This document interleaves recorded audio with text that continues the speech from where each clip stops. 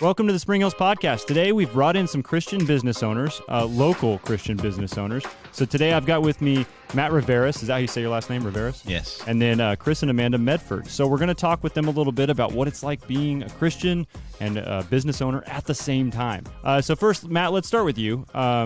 Share briefly about yourself, where you're from. You're from this area, what business you own and operate, and then how long you've been at Spring Hills, things like that. Yeah, I'm from Sonoma County, lived here 30 plus years, grew up in the South Bay, in San Jose. Came here in 1983 and started growing up, basically. I was 18 years old and trying to figure out my way. What brought you here? My grandmother lived here, and I'd always, as growing up as a kid, always wanted to live in Sonoma County for some reason. It's beautiful. That's probably why. It was that same year that I moved here that I received Christ. Oh, awesome. And then really didn't get to do much with it as an 18-year-old in Sonoma County in 1983. It was a tough road. Let's see. Your other question was, how long have you been at Spring Hills? Spring Hills since last February, I believe. Oh, cool. So fairly recent, actually. Yeah. Okay, cool. I always, with people that I've brought on here, I always ask that question, and it's I shouldn't say it's surprising. For some reason, it always surprises me how recent a lot of people are to Spring Hills, because I've only been here close to 4 years now. And so when I'm like, oh, you started after I came here, I'm not used to people being after me. I feel like I'm still one of the new guys. So what brought you over to Spring Hills? Just checking out churches? Well, my wife and I had been checking out churches our entire married life together, and we really were turned off in so many situations that we'd experienced. And my wife was shopping at Oliver's Market, met Devin. You guys are one of the Devin people. Devin recruited my wife. He just looked at her, and he said, hey, you need to come to my church, basically. Devin is, go ahead, finish, because I want to say something about Devin. Yeah, so my wife comes home, and she says, I was at the market. I met this young boy. His face just lit up. He said we needed to come to his church, and it's Spring Hills. Do you want to go? And I immediately, without even thinking, said, yes, let's go. That's amazing. So I talked to your wife about this with Devin. So, and I think she had just gone through like growth track or something right after this. But Devin, do you guys know Devin? I don't think so. Devin is a kid. Him and his grandma come. They're at the 9:30 service every week, and they sit right in the middle in the front. And Devin is the most enthusiastic person I've ever seen when it comes to worshiping Jesus. He loves music. He loves worship music specifically. Every week after the 9:30 service, I go down. He's like, what songs did you sing? How do I do this with the video? How do I get the words up on the screen? So every year with Devin on his birthday in January, after church, we do a concert with him, and we let him come up on stage, and the band plays with him, and he leads worship, and his family and friends come in. And it's heartwarming, because as a worship pastor, to see somebody who genuinely just adores it, I tell him all the time, like, Devin, you're a better worship leader than I am. You, the way that you purely are just like, let's worship together. Come on. And he's talking to people around him. Let's worship. Come on, let's do this. So Devin, that's cool to connect that, because he invites people. He's shamelessly inviting everybody he comes across. And there's multiple people here at Spring Hills that are at church because of Devin. People that have never even attended church before are here because of Devin invited. So that's cool, Matt, to connect that. Let's go to Matt and Amanda. So you guys, tell us briefly about you. What's your story? Where are you from? How long you been at Spring Hills? And what business are you? Sorry. And Chris and Amanda. Matt. You know why I say Matt and Amanda? Because No. Matt Anderson and his sister Amanda Anderson. Chris and Amanda Medford. I'm sorry, Chris. I've done that twice. I did that with Matt Riveras earlier, too. I was like, Matt and Amanda will be in here in a minute. That is absolutely... So Chris and Amanda Medford, tell me about yourself. Where are you from? What business do you own and operate? I'm originally from the Sacramento area. Chris is from the other side of the Bay. And we met in Sacramento. He was up there going to William Jessup University. And we own the Chick-Fil-A in Santa Rosa on Mendocino. Cool. William Jessup. Yes, sir. What year? Oh, goodness. I have a reason for asking. I'm going to age you, huh? Do you not want people to know? No, that's okay. I think 2007. Okay, so 2007, I was literally recruited to go play basketball there in 2006. So I almost came in the basketball season 06-07, that school year. I was almost there with you. That's awesome. I ended up choosing not to go, but yeah. So William Jessup, that's cool. Did you study business? No, I wanted nothing to do with business. Oh, My degree is in clinical psychology and theology. perfect for Chick-Fil-A, right? Yes, yes. So my passion was people. Oh, okay. And I wanted to invest deeply in my community and the hurting.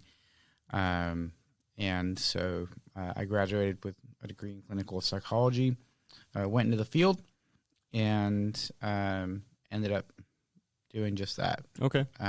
Wait, what area are you from? Originally, I'm from Oakland. Oh, okay.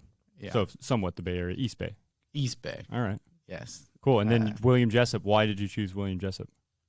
I chose William Jessup because I had worked with the government in explosive ordnance detail, and we had taken a trip to Uganda, and I was on the security detail there. And while I was there, I met a pastor, a missionary rather, that I really just fell in love with.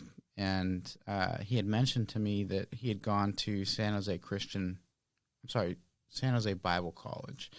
And so after I got home, I knew that I wanted to go to a Christian college and pursue a degree in that area. And so I kept Google searching San Jose Bible College, and William Jessup kept coming up. Because they had just they were growing a lot at that point. Yes, so they had just relocated, and I went into the school to apply In Rockland, right? in Rockland. Yep, and I had intended to go and apply for a degree in pastoral studies. I wanted to be a pastor. Thank goodness I'm not.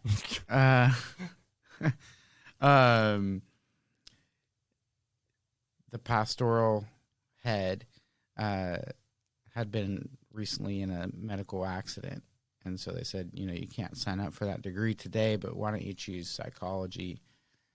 We'll switch it over later. Yeah. And got into the psych program and just absolutely loved it. Sweet. Yeah. Cool. And so did you say you graduated in 07?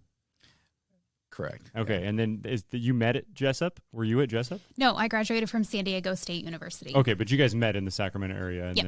then, so what brought you to Sonoma County? Okay. So you weren't here before Chick-Fil-A. Okay, got it. All right. Well, let's jump into this. I've got some questions to ask you guys about being Christians, being business owners. So let's basically start here. What would you say your strengths are as a business owner? Matt, let's go to you, and then tell us a little bit about why. Now, what is the Wash Barn is the business that you just started on Mendocino, but what's the Breezy Car Wash Easy is Breezy the name Car of Wash, our okay. company. And the newer location is called the Wash Barn. Got it. Because of its And you guys are neighbors, right? shape. It's like we what? are. We're just We are. down the street from Three each other. little houses away, not houses, but locations away, I guess. Yeah. Cool. So yeah, Matt, what are some of your strengths as a business owner? That is a tough question, really, to answer. And I would have to say it's probably just discernment, being able to look at and understand quickly the situations and circumstances that I'm in. When I hear that question, it's I really go to my weaknesses first. Yeah, I think that's kind of a natural tendency for a lot of people, because I've asked this question a few times on the podcast, and people, they respond with, "Ooh, I don't know how to answer that." Yeah. Why the Easy Breezy? Why car washing? Yeah, why car washing? Yeah. When I was a kid, I liked my car clean. Yeah. And I found myself at self-serve car washes very often, cleaning my car. And it was kind of a meditative thing. And before I would go on a road trip, I would wash my car. Whenever I got to my destination in that road trip, I was washing my car. And it was kind of I got made fun of by some of my peers at that time. No, were you the no food in the car kind of guy? Definitely. Yeah. You know, don't spill that drink, or you put a lid on it. Or, I was that kind of I don't want to include myself in the OCD situation because we have someone who's studied psychology here. I don't want him to. But, you know, I might have fit that category with my car. But what I did learn later on, and my career and background I was in the mortgage banking industry for almost 20 years. And what I found was how people kept their desk or their workstation or their personal space told me a lot about how I needed to discern my engagement with them and how I was going to coach them along as a leader and at various times as a mentor when appropriate. So car washing and keeping my car clean led me to learn a lot of aspects about myself and other people, and how to apply those disciplines in owning a business. You're going to clean your car, you're going to clean up your checkbook. You're going to clean your car, you're going to clean up your financial statement.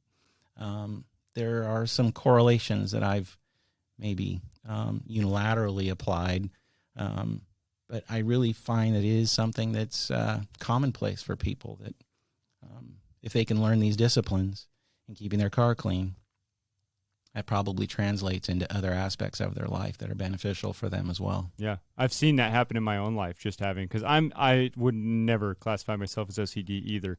Even if you weren't sitting next to me, Chris, I still wouldn't say that. But there are things that I'm very particular about, and I think that's a lot of times it's like, that's because, my parents kind of instilled that in me, like keep the car clean. That was one of the things. If you're going to drive our car, you're going to keep it clean. So I can relate to that, and I think that leaked over into other aspects of my life as well. Yeah. Matt and Chris and Amanda, I'm so sorry. Chris and Amanda, you can answer this separately, together, however you want to. Since you are married, you can choose how to do this. But let's talk about your strengths as business owners. I think often in conversation we come back to this thankfulness that we have about both of our experience in social work with people, conflict resolution. This kind of psychology background has served us very well. We rely on that quite a bit as we help our team navigate conflict resolution, leadership opportunities, growth, really just partnering with people and walking through real life and how it relates to the business. So I think both of our backgrounds in that has been really, really helpful in the business world. Yeah. And I'm guessing, Chris, with your, we were talking about your name tag stuff before we even started here. You want the name tag on. Are you a very disciplined person? Or is it certain areas that you're disciplined in? I think you might consider me a disciplined person. My wife might not. I say that a lot too. Oh yeah, you guys might think I'm good at this. My wife would say I'm not good at this. Yeah. No, I think bottom line, we joke all the time. Like, what do you do for a living? Well, I sling chicken.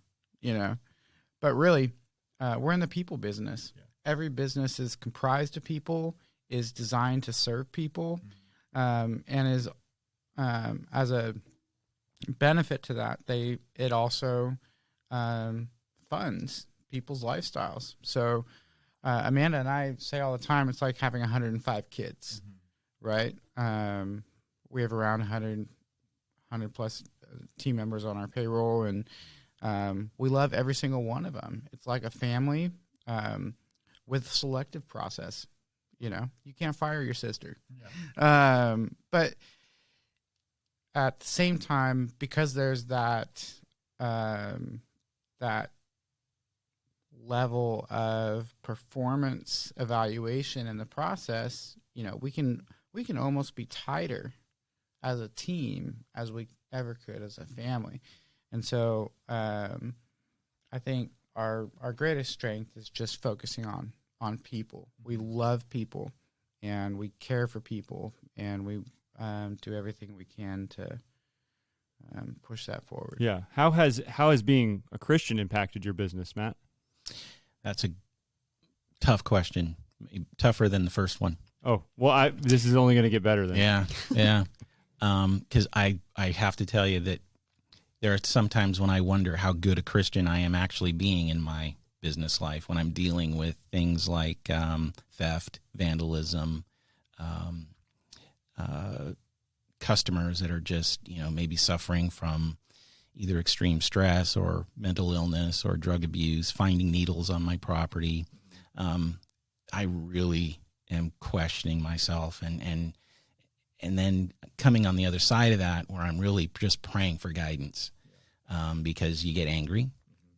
And, as I said, we opened our business January 21st only to have to deal with the closure of the school and the junior college. And so that has really shackled our ability to come out of the gates. Yeah, so we talked when I came to the Wash Barn. We had talked, you said, I forget the numbers you told me, but you had done a study on how many cars trafficked through that area, right? When we bought the property, we had traffic information that told us that there was somewhere between 22 and 26,000 cars a day on that Mendocino Avenue, that part of Mendocino Avenue, only for it to get down to 5,000 to 8,000 cars a day.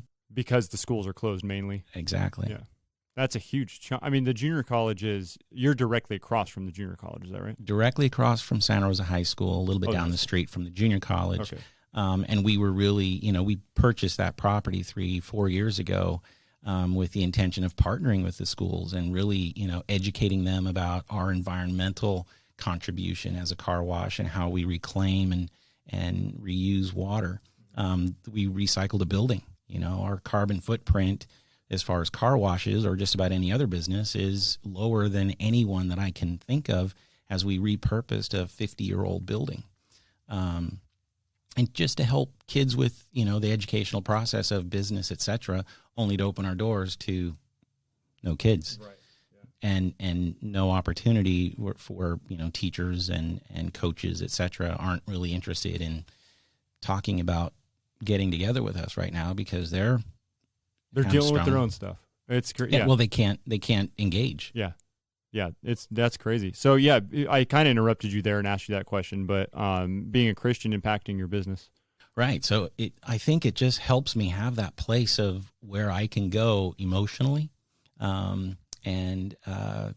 look for guidance in how am I going to respond to the varying situations and circumstances as a business owner. Some people have their gurus that they rely on in terms of how they go about operating their business. And I've found that being a Christian, I've read a lot of books about leadership, business, et cetera, studied it. I've been in it. But I have to say that as a Christian, I find greater peace in trusting my walk with the Lord and how I get to show up for our employees or our customers, having that kind of relationship. And the greater lesson, I think, is how to maintain a level of forgiveness as a business owner, because you're constantly under some sort of attack as a business owner. It is not, just money's rolling in. The attacks come in the form of, people that you see or regulations, or, just situations that you weren't seemingly prepared for, and you have to, shift and become responsive, or you have severe consequence. And so, having a trust and a faith in someone other than myself or, a book or a class or whatever, it really has helped me and probably preserved a lot of my sanity over the years. Frankly, just in our building process, we had an extended process, and that wears on somebody after a while where, the money's going out, the process is being delayed even further. And, I can't go to my wife and talk about this stuff. I mean, I can, but that's cathartic only to a certain point. And it was last year that I really grabbed the Bible and for the first time in my life read the New Testament from beginning to end, which seemed timely because I think when I got to Revelation, it started to help me understand what's going on with COVID and some of this other stuff. But I have to say that in the last year and a half, being a Christian has probably really saved my sanity and really helped me with some of the frustrations that I've had to deal with that otherwise I don't know how I would have dealt with some of these things. Yeah. I mean, we're dealing with it here at the church. There's a lot of things we've had to shift and adjust in ways that we never thought that we would. I've talked to Brett about this many times on the podcast, and it's one of those things that's just kind of like, you know what? We are literally in the business of God, right? And we still have to remind ourselves constantly, like, this isn't going to happen on our own power. This is going to happen with God. And we watched the church go from growing numerically, spiritually growing, and then it was like COVID hits, and there had been 2 Sundays in the existence of the church that we didn't have church meet on campus, and then COVID hits, and then it's all of a sudden it's 17 weeks of it, and that's an adjustment Brett wasn't prepared for, the staff wasn't prepared for, and it's just like, okay, what are we going to do? Here we go. And the podcast was actually a product of that shift. Is like, hey, how do we get more content out there? So, Chris and Amanda, I got it right that time. How about you guys? You guys have a unique maybe insight on this because your business is openly run by Christians. And so how is being Christians? Oh, you did. Maybe I'm not right about that. The face that you made makes me think that. But let's just ask that question with you guys. How has being Christians impacted your business? I think being Christians has absolutely impacted every single area of how we run the business. I would be clear, though, we're not a Christian. We don't consider ourselves to be a Christian business. I don't believe that Christ died for business. Christ died for people. And we have to consistently remember that. Like Matt was saying, there are myriad struggles and difficulties that come along the way. And it's important for us to remember Christ died for people. Like, our business is not the end all be all. Our business is simply a vehicle to bless people. And so we try to look for ways to do that in every way possible, whether it's through the direct experience of a customer transaction or through our relationship with our team members, or through the folks who come up on our doorstep that need help. I mean, it would surprise you, and Matt could attest to this, how many people come up and find themselves lambasted on our front porch that need help, that are coming to us for help, that would never go to a church. Mm-hmm. And so your workplace becomes a ministry. Exactly. We very much consider it a ministry. How can we serve this person the best? How can we get the gospel into their hands? Right. Yeah. Yeah. Cool. I got a couple more questions for you.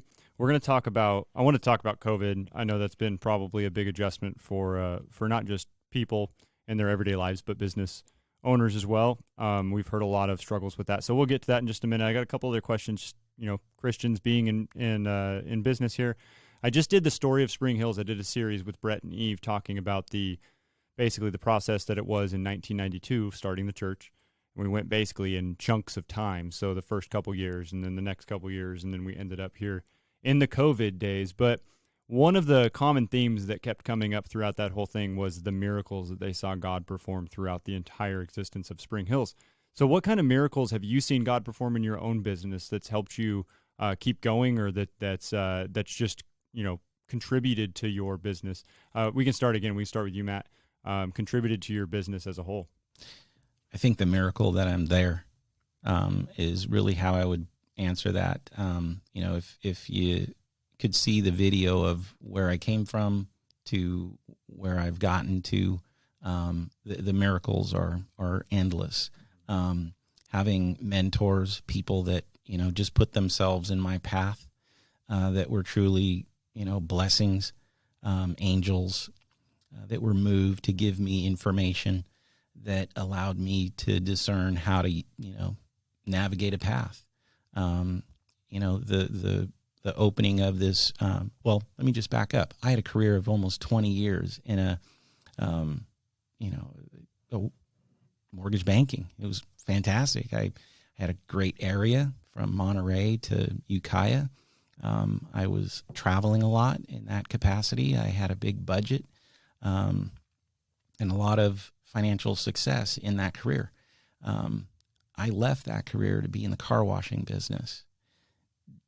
Most people don't make that kind of move without some sort of awareness or acceptance or inspiration that is other than themselves. And so the miracle of making that kind of move, that's God moving the hand and altering my life. And that happened in 2006. In 2007, this country had a financial meltdown like it hadn't seen in many, many years. The hand of God plucked me out of the mortgage business just in time and gave me the understanding of a direction. And that direction is what has me sitting here today at this point. And although I can tell you the trials and tribulations of opening the new location, this is the business that I want to be in. As unsexy as it may be at times, I believe that I'm contributing in the way that I'm meant to contribute to the community in such a way that elevates, a very unsexy business such as car washing. Yeah. Cool. That's awesome. Chris and Amanda, I'm getting the hang of it now. It sounded like you both had a little bit of change of direction in your careers as well, right? I think you were in social work, right, Amanda? Yeah, more and then or less. What was you before Chick-Fil-A, Chris? What were you doing? I was in the mental health field. The what? Mental health field. Mental health field. Okay, so you were working in psychology. Correct. And so what was the shift there? Was that another thing, kind of like Matt's talking about, being a miracle that God has placed this opportunity in your life? Yeah, absolutely.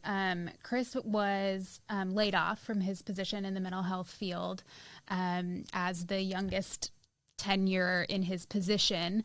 He was the first to be laid off and happened to know through ministry at our church the owner and operator of the store in Roseville where we were living. I've been to that store. The Chick-Fil-A. Yes, the Chick-Fil-A there. So he said, hey, I have this opportunity. It's a short period of time. We could use somebody that could, with your skill set. Would you ever consider it? And he hopped on board for a short period of time, fell in love with the organization, realized the opportunity. We actually had dinner with some friends that are other owner-operators, and they said, you're dumb if you don't consider this. I mean, they sent you to the Super Bowl last year, right? It's an unbelievable organization. They seem to unbelievable. Yeah, that's awesome. They definitely walk the walk of caring well for their people and for not their people. They're really an amazing, amazing organization. That's that cool. We are honored. I usually, when I get talking about it or think about it, actually tear up at the opportunity that we have to serve with Chick-Fil-A. Yeah, because not all organizations are that good to their people. Absolutely. Or the people that aren't their people. Exactly, yeah. Yeah, I think we realized coming out of, so I fully intended to go back into the health or the mental health field. Okay. And I realized after evaluating the business and the opportunity that we had so much greater of an opportunity to impact people's lives through private business. Mm-hmm. So we could interject with our community. We could interject with other businesses. We could interject with civil and civic organizations in ways that you really never could in the psych field. And I thought that was just the greatest thing ever. Yeah. And we've really held tight to that. Yeah. We love that. Cool. Let's move into we're still in COVID. I want to say, let's go to the COVID. We're still there. And who knows how long it's going to last, right? I mean, things have been kind of crazy. But what's been the main challenge just as business owners in the COVID days? Matt, we talked about the traffic. I'm sure that's affected y'all as well with people coming through and seeing your Chick-fil-A store there. What's been some of the other challenges besides like the number of people that are trafficking by your businesses? Well, for us, one of our initial challenges was a police officer stopping by and telling us that we needed to close.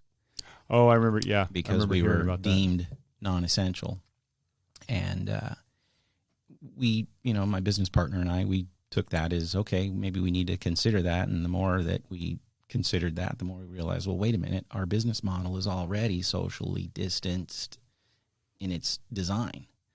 And so maybe we need to push back a little bit, which I did. And I asked some questions of the police officer the next time he came around of what would happen to me. And without going into the detail of that discussion, I was able to surmise that I was willing to take that risk. And I wrote some various email to our health official and chief of police, our sheriff, their various counsel. And this is what, 3 months after you opened? This is within a couple of months of opening.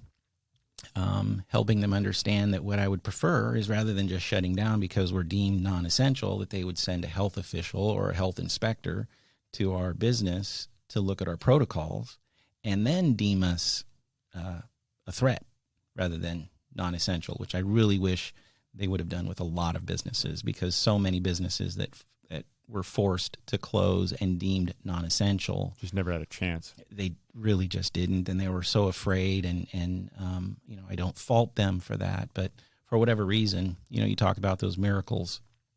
I was willing to stand up and say, "Hey, wait a minute. We're already a socially distanced design, and we're basically a drive-through like many other drive-through, and we don't handle cash, so there's no interaction and there's no exchange of goods." No. Yeah. So maybe our cars need to be cleaner during COVID, and maybe we are offering a little more of a service than we initially intended through this pandemic. Yeah. And I didn't get any pushback, and I didn't get arrested, and I didn't get thrown in jail, and I didn't get fined. I hope I don't as a result of saying this in an open forum, but we have millions of listeners. Yeah, exactly. Exactly. I hope the health official isn't one of them. But another miracle. Yeah, that's awesome. We stayed open. We did the best that we could and served our community to the best of our ability. Gave people, you talk about mental health, washing one's car when you're cooped up for 3 or 4 months and you can get out of the house and wash your car. We had many people saying, "Oh, thank you for staying open, because, this is the only activity I have right now outside of my house." Yeah. I could see that, because it is, it's therapeutic for me to come. And when I was down there a couple weeks ago, I was there for an hour, I think, vacuuming out my car and stuff. It's very therapeutic. I've literally just listened to podcasts in my earbuds and just cleaning my car. We see that often. It's cool. How about you guys? It was a huge pivot for us. I think the biggest challenge was there was no roadmap for us. We were deemed essential, but nobody knew what we were dealing with the virus. We didn't know what kept our team members safe. And we deal with a very large volume of people from all different walks of life that walk up, try to walk in our doors, come through our drive-through. So I think the hardest challenge was that we just didn't know what we were dealing with, that we were considered essential, but we didn't know those people that were watching, what did they think was safe? What did we think was safe? We didn't have any evidence of how the virus was passed or where the risk really lied. There was just so many unknowns at that point. Yeah, and we had a lot of team members that were scared. They didn't want to be at work. And so, immediately trying to figure out what our solutions were to keep our team members safe from our guests, keep our guests safe from our team members, keep our team members safe from each other, obviously keeping our food continually safe, which is something we all the time have at the top of our minds. So that wasn't as much of a pivot. You kept your food fairly healthy before there was no viruses. We do our best. I'm sure they have some codes that you need to pass with that, right? Any other challenges that came along with COVID that stick out to you? Yeah, I think one of the biggest things for me was, we did a great job, or we feel like we did a great job at controlling what we can control within the restaurant. When you have 100 team members, you can't control every element of their life. And if one of them decides to rebel, execute unsafe practices outside of work, that contaminates everything. Or if they're sick and they decide to come into work, that kind of stuff. Yeah. Right. So I was sharing with some friends the other day a picture of a gentleman who looks like he's about 85, and he says, "I'm 39 and I feel great." That's kind of how I feel as a business owner right now, you know? Right. Chris, you look like you're 85 years old. I'm like, no, I'm 36, but I feel great. There's so many different things, like Matt attested to. There's the regulatory environment. There's the safety environment. There's the just staying open environment. But you know what? The Lord has blessed us incredibly, and we are so thankful, absolutely so thankful that we can continue to employ the team members that we have and serve our community.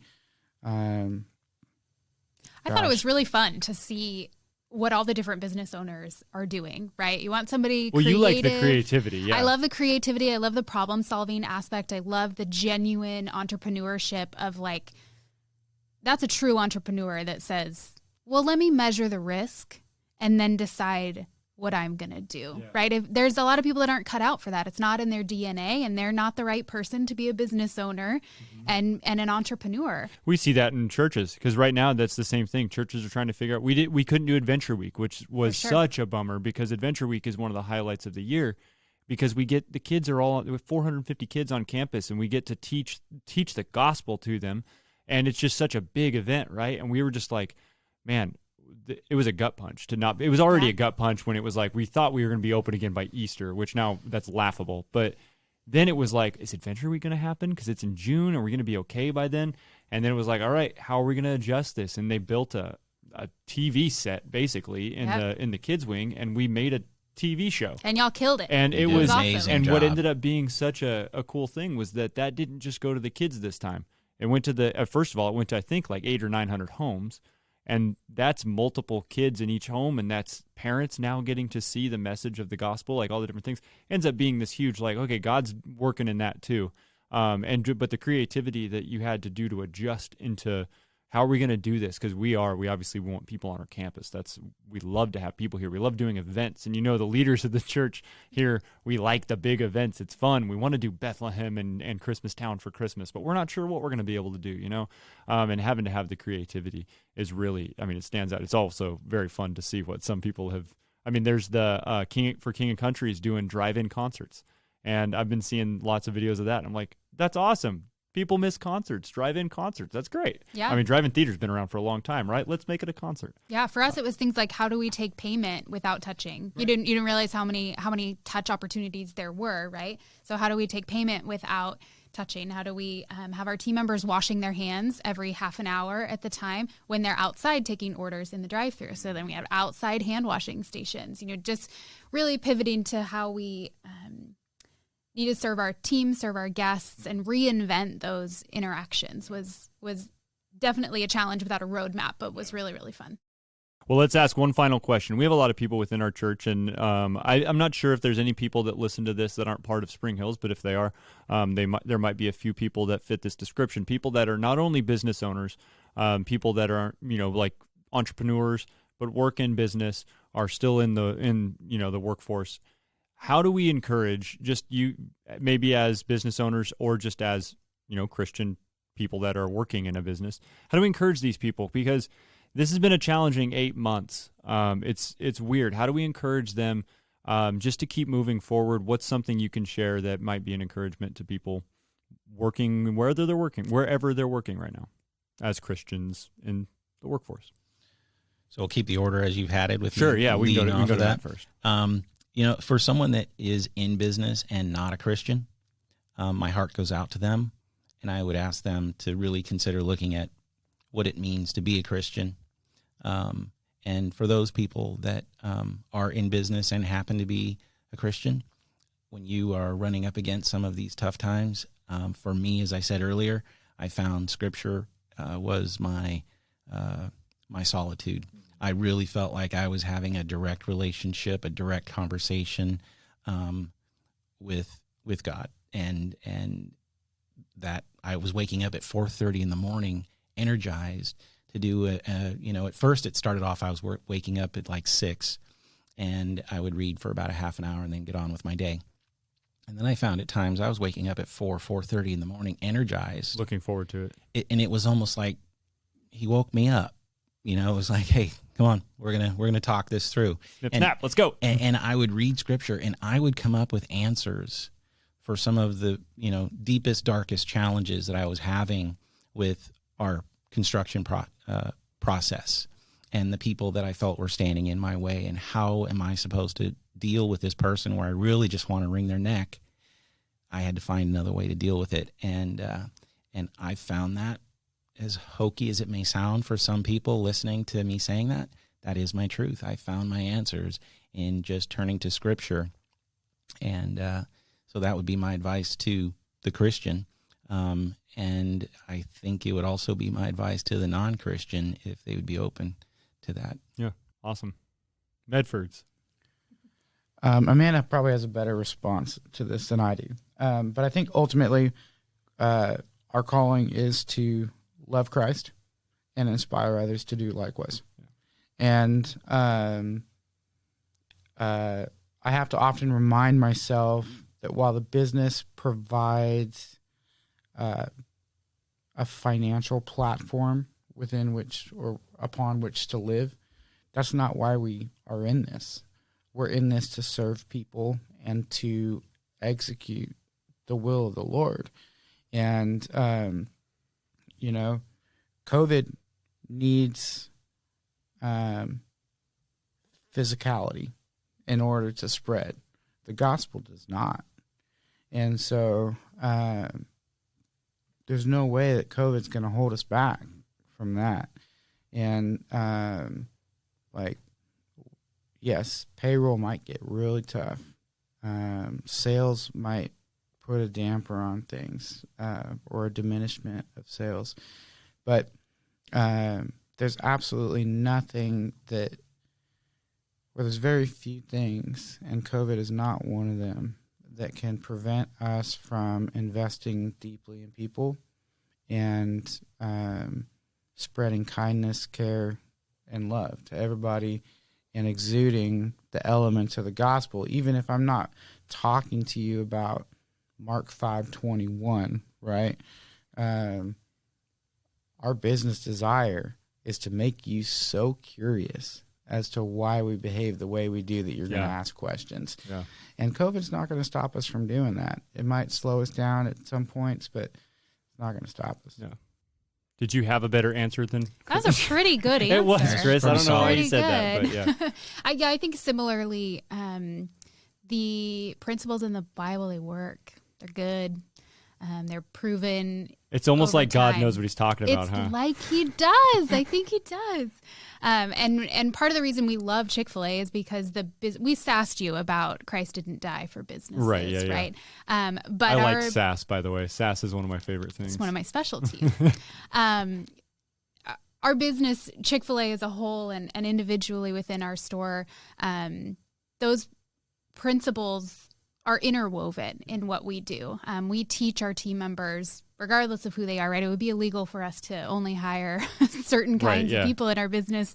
Our business is as diverse as Sonoma County, but we teach them biblical principles. Our conflict model is a biblical conflict model.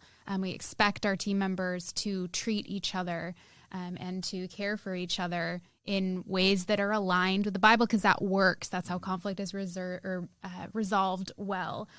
We teach the story of the Good Samaritan, and we talk about going the second mile within our business. Those match the Bible because they work. And they care for people well, which is our goal. So I would just encourage people, while you might be in an environment where you don't feel comfortable shouting your faith from the rooftops, or you feel constricted. I used to teach in juvenile hall, right? They're not like, why don't you teach a lesson out of the Bible to the kids, right? But regardless of what those restrictions can be, you can still align yourself with what the Bible teaches, practice those things in your life, and that will spark questions. Yeah, awesome. Hey, well, thank you so much for coming down here, making the time to do this. I know I canceled on you one time because I had to, put a soundboard together. But I appreciate you guys making the time to do this. Any other last closing thoughts you wanted to share before we take off? I don't want to close you guys off too quick. Are you good? We're good? I'm good. Awesome. We would just like to say it's been our pleasure to be here. course. Certainly. Thank you for Yeah, coming. thank you for coming on. It's our pleasure. Yeah, great. All right, thank you guys for being here.